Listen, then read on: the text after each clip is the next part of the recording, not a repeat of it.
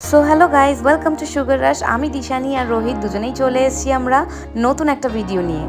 Last গেছিলাম আমরা Tarapith bike নিয়ে, তারপরে এই বাইকটাকে আমরা বের করেছি। বুঝতেই পারছো আমার ভয়েস শুনে যে আমি কতটা এক্সাইটেড। শুধু আমি কেন, রোহিতও ভীষণ এক্সাইটেড ছিল আজকের দিনটার জন্য।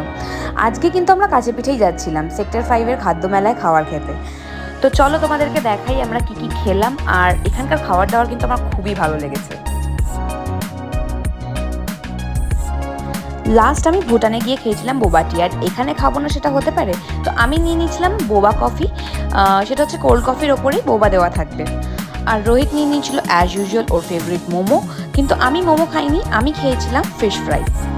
মোমোর স্যুপটা কিন্তু ভীষণ ভালো ছিল। আমি মোমো খাইনি, কিন্তু আমি স্যুপটা খেয়েছিলাম। তো ওদিকে আমরা বোবা অর্ডার দিয়ে এদিকে আমরা এই খাবারটা নিয়ে নিয়েছিলাম। রোহিত চলে এসেছিলো আমার বোবা কফি নিয়ে, কিন্তু এ কি, ও হাফ খেয়ে নিয়েছে লিটারালি। রোহিত ওর নিজের মোমো প্লাস আমার ফিশ ফ্রাই দুটোই খেয়েছিল, যার জন্য আমার কিন্তু পেট ভরেনি। যার জন্য আমি ওকে বলেছিলাম আমি একটা পাওভাজি খাবই।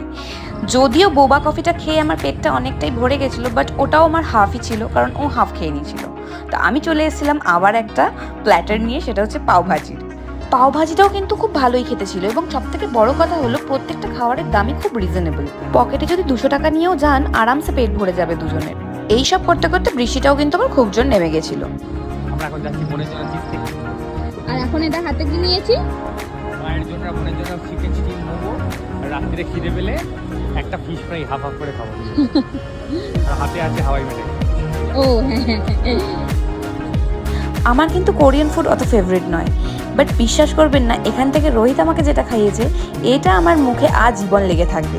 আমরা ছোটোবেলায় সবাই টম অ্যান্ড জেরিতে চিজ কেক দেখেছি, যেটার জন্য টম অ্যান্ড জেরি লড়াই করতো। তো ওটাই আজকে আমরা খেয়েছি, অ্যান্ড ইট ওয়াজ অ্যামেজিং। প্যাকিংটাও এত সুন্দর করে বরফ দিয়ে করে দিয়েছিল, কারণ এটা কিন্তু বরফের বাইরে বের করলেই 15 মিনিটের মধ্যে গলে যায়। তো তারপরেই আমরা রওনা দিলাম বাড়ির উদ্দেশ্যে, কারণ আমাদেরকে তাড়াতাড়ি বাড়ি পৌঁছাতেই হবে, নয়তো আমাদের চিজ কেক গলে যাবে। তারপরে ফাঁকা রেড রোডে আমি জোরে জোরে গান করছি, রোহিত হাত খুলে গাড়ি চালাচ্ছে।